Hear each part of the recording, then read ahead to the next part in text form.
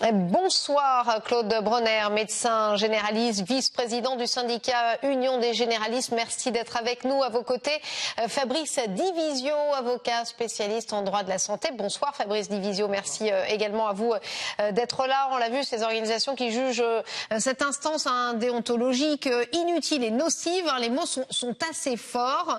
Dans une tribune, donc ces associations demandent la dissolution tout simplement du Conseil national de l'ordre des médecins. Est-ce qu'ils ont raison? Est-ce qu'il y a un vrai problème avec l'ordre, docteur Bronner? Il y a un problème avec l'ordre comme avec beaucoup d'institutions, mais il ne faut clairement pas jeter le bébé avec l'eau du bain. Et l'ordre a une utilité certaine dans beaucoup de situations. Il permet notamment aux patients et aux médecins de se retrouver quand ils ne sont pas d'accord entre eux. Et la différence première entre l'ordre et la justice, par exemple, c'est que quand vous portez plainte à l'ordre en tant que patient, vous serez immanquablement entendu en face du médecin contre qui vous vous plaignez. Et ça ne se passe pas du tout comme ça dans la justice, par exemple, qui remplacerait l'ordre si on était amené à le supprimer. Alors, je vois Maître Divisio qui lève les yeux au plafond d'ores et déjà. Avant de vous faire réagir, je vous propose d'écouter ces 26 associations et organisations signataires de la tribune qui s'appuient donc sur un rapport de la Cour des comptes publié fin 2019. Voici ce que dit ce rapport. L'ordre n'a que marginalement tenu compte des recommandations formulées par la Cour en 2012 à l'issue de son précédent contrôle. Il reste marqué par des problèmes de gouvernance, de sérieuses défaillances de gestion, des insuffisances persistantes dans l'exercice de ses missions et un manque de rigueur dans le traitement des plaintes des patients. L'ordre intervient fréquemment dans le champ de la défense des intérêts professionnels, empiétant ainsi sur le rôle des syndicats. Dans le même temps, il n'exerce qu'imparfaitement nombre de ses missions, comme le contrôle du respect par les médecins de leur obligation de développement professionnel continu ou des règles déontologiques de la profession, souffrant de graves lacunes. L'accès aux soins n'apparaît pas non plus comme une priorité. Certains errements de gestion pourront donner lieu à une saisine des autorités judiciaires par l'intermédiaire du parquet général près la Cour. Alors, la Cour des comptes qui fait état, on vient de l'entendre, de faits manifestement assez graves qui indiquent en substance que l'ordre n'exerce qu'imparfaitement nombre de ses missions. Les mots sont durs, Fabrice Divisio. À quoi sert l'ordre des médecins? À rien. Je vous l'ai déjà dit ici, à rien. À rien, sinon à emmerder les médecins, mais ça, voilà. On l'a bien vu dans cette crise. À quoi a servi l'ordre? Est-ce que le docteur Bronner, c'est intéressant, docteur Bronner, à quoi a servi l'ordre? Est-ce qu'il a servi à protéger les médecins? Est-ce que l'ordre, à un moment ou à un autre, est monté au créneau pour dire attention là, on manque de tout? Est-ce que l'ordre, à un moment ou à un autre, s'est érigé en protecteur des médecins? Non. Tout ce que l'ordre a fait dans cette crise, c'est en choisir quelques-uns qui l'arrangeaient, les poursuivre, évidemment, en faire grande publicité, alors que pendant ce temps-là, la Cour des comptes vous disait « Attention, il y a des problèmes sur vos missions, et notamment sur le contrôle des liens entre les médecins et l'industrie pharmaceutique. » Mais cela, le lien entre l'industrie pharmaceutique et les médecins, curieusement, l'ordre s'y est pas intéressé dans cette crise. C'est ça qui est assez singulier, si vous voulez. Et entendre le docteur Bronner nous expliquer que l'intérêt de l'ordre, c'est de mettre face à face les victimes, en tout cas les patients et les médecins, mais j'espère quand même que, on n'a pas oublié dans ce pays que la justice a précédé l'ordre, que l'ordre est né très tardivement, et qu'avant l'ordre existait la justice, et que d'autres systèmes, comme le système italien par exemple, a définitivement abandonné la justice ordinale pour la confier aux institutions judiciaires de droit commun. Donc on est sur une espèce de millefeuille administrativo-juridique français qui a la spécialité de ce pays, et concrètement, on a vu le patrimoine de l'ordre, on a vu l'argent dont dispose l'ordre, mais finalement les missions de l'ordre, concrètement, je le redis, mis à part emmerder les médecins, je ne sais pas à quoi il sert. Alors, la réponse de Claude Bronner? Alors, bien sûr que parfois, l'ordre peut emmerder les médecins, comme le dit Fabrice Divisio. Mais c'est aussi parce que, tout simplement, les médecins ont failli et que quelqu'un a porté plainte contre eux. En même temps, il sert aussi à défendre les patients. Alors, dans le rapport de la Cour des comptes, il y a beaucoup de choses qui sont parfaitement vraies. Bien évidemment que l'ordre des médecins aurait à se réformer et aurait à être un petit peu moins dépensier dans de mauvaises directions. Mais encore une fois, il ne faut pas jeter le bébé avec l'eau du bain. Ce dont on parle dans le rapport de la Cour des comptes, ce n'est pas ce qui se passe dans tous les conseils départementaux. C'est quelque chose qui est arrivé, trop souvent à mon goût, dans un certain nombre d'endroits. Ce n'est pas parce qu'on n'est pas d'accord avec une décision de justice, et ce n'est pas à l'avocat que je vais le dire, qu'on va dire qu'il faut supprimer la justice. Donc la suppression de l'ordre est quelque chose qui amènerait beaucoup moins un endroit où on ne pourrait pas régler des problèmes qu'on règle actuellement. Moi, quand j'étais plus jeune, j'étais contre l'ordre, comme le syndicat des médecins généralistes. Et puis j'étais conseiller ordinal quelques années et j'ai compris à quoi ça servait. Oui, ça. Et j'ai, moi, personnellement porté plainte contre mon président ordinal parce qu'il fait partie de ceux qui ont été désignés par la Cour des comptes. Je l'ai fait, mais ce n'est pas pour ça que je suis pour la suppression de l'ordre. Alors messieurs, tous les deux, je vous trouve assez doux et c'est plutôt rare que je dise ça à Fabrice Division parce que vous dites voilà ça sert à rien, il y a des petits dysfonctionnements, sauf que les 26 organisations là, elles nous disent c'est une instance qui protège des professionnels de santé corrompus et maltraitants. On a entendu l'intervenant précédent Bernard Coadou qui nous disait voilà il y a des victimes qui se plaignent de médecins de prédateurs sexuels, il le dit et l'ordre a servi à protéger les médecins. Alors vous nous dites, Fabrice Divisio, ça emmerde les médecins, mais en l'occurrence, là, ça les protège contre des faits finalement assez graves. Le point sur lequel je ne peux pas ne pas être d'accord avec Claude Bronner, c'est qu'il faut se méfier des caricatures.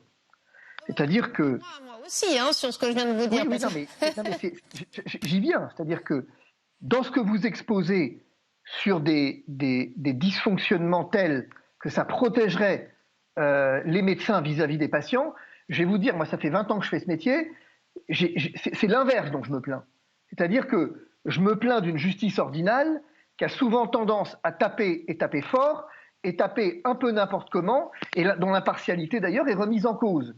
Et j'ai souvent l'impression d'une justice qui finalement fonctionne, pour faire simple, à la tête du client, où les règles ne sont pas claires, on n'a pas ces garanties qu'on a devant le juge de droit commun. Ça c'est clair, si vous voulez. Maintenant, là où c'est incontestable, c'est qu'il y a un problème avec l'Ordre national des médecins en particulier, sur le fait que corrompu, c'est un mot qui est fort, si vous voulez, et moi, je n'ai pas l'habitude d'accuser les gens sans preuve, je ne l'ai jamais fait, et c'est maintenant que je vais commencer. Je ne vais pas traiter l'ordre d'être corrompu, parce que c'est une accusation d'une particulière gravité. Ce que note la Cour des comptes, c'est qu'il y a des problèmes majeurs qui méritent effectivement d'être signalés au parquet d'un côté et aux autorités de jugement de l'autre. Je crois que c'est ça le vrai cœur du problème.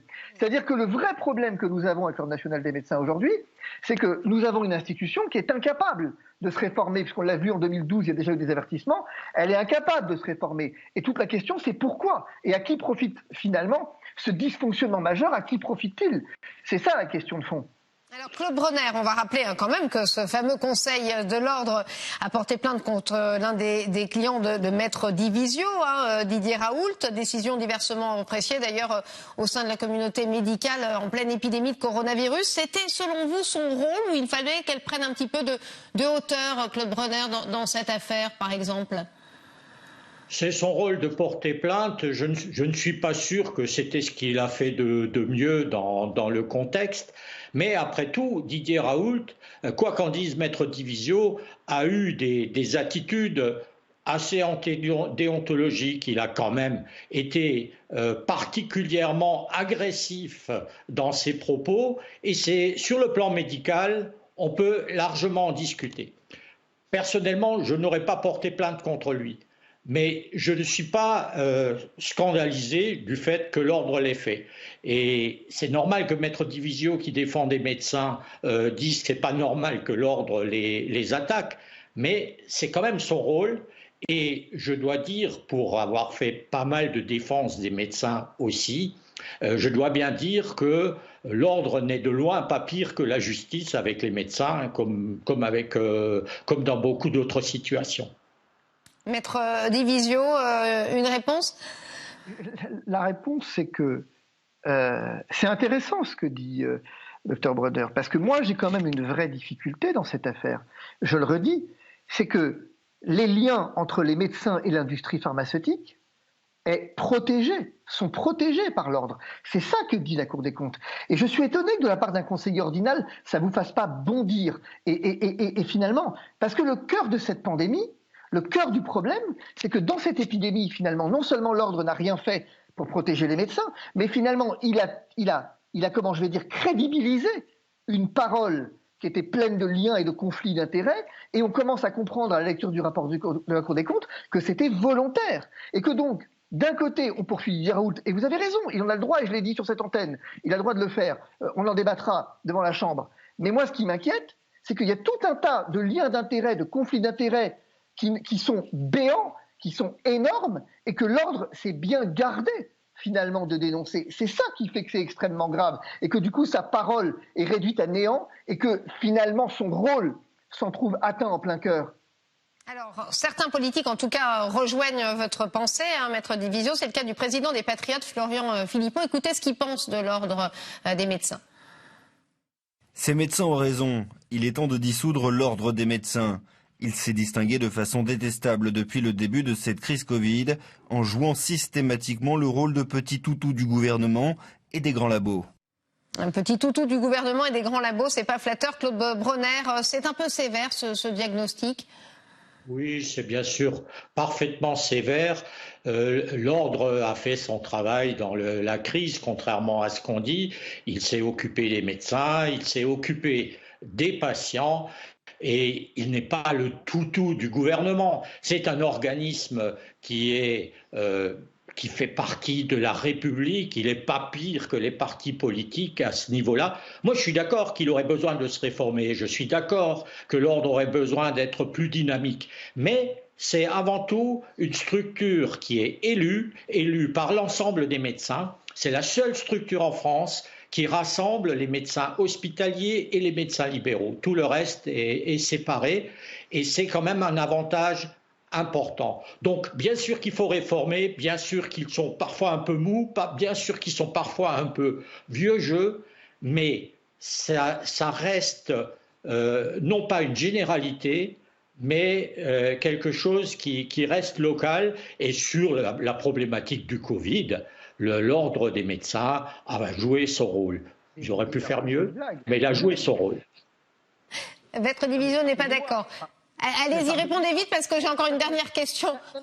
Dit que l'ordre des médecins dans ce Covid a joué son rôle. Enfin, excusez-moi, mais rien que son attitude dans ce Covid justifie sa dissolution. Il n'a rien fait. Rien. La question des masques pour les soignants. Aujourd'hui, on a des médecins à l'hôpital qui n'ont pas de FFP2. Et les hôpitaux sont devenus de véritables clusters en partie à cause de ça. L'ordre a été saisi, il n'a absolument pas réagi. Il n'a absolument jamais porté la moindre parole publique de protection des médecins et il n'a jamais taclé, ne serait-ce que du bout du pied, le gouvernement. Alors quand Florian Philippot, et Dieu sait que ça me coûte de dire que je suis d'accord avec lui, parle de toutou du gouvernement, je ne l'aurais pas dit dans ces termes, mais est-il meilleure manière de le dire ? En tout cas, un toutou très riche, 85 millions d'euros de budget annuel, notamment issu des cotisations obligatoires de quelques 300 000 médecins. Claude Bronner, ça aiguise peut-être les appétits et les malhonnêtetés. Vous savez, vous, qui gère cette petite fortune ?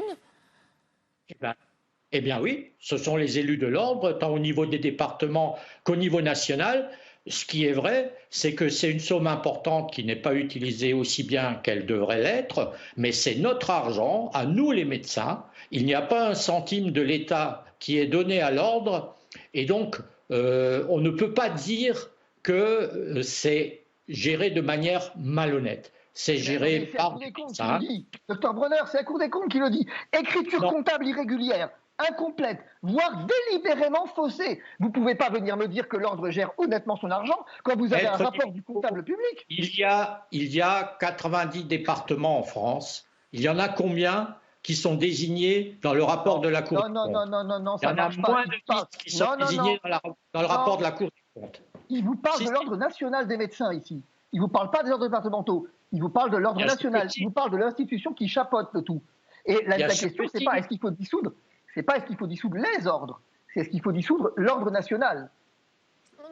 Ça c'est une manière de présenter les choses qui est assez spécieuse, il faut bien le dire. Je réponds, attendez. Pas là pour être d'accord. Merci en tout cas à tous les deux, Claude Bronner. Merci également à Fabrice Divisio d'avoir accepté ce face-à-face. Merci à vous deux.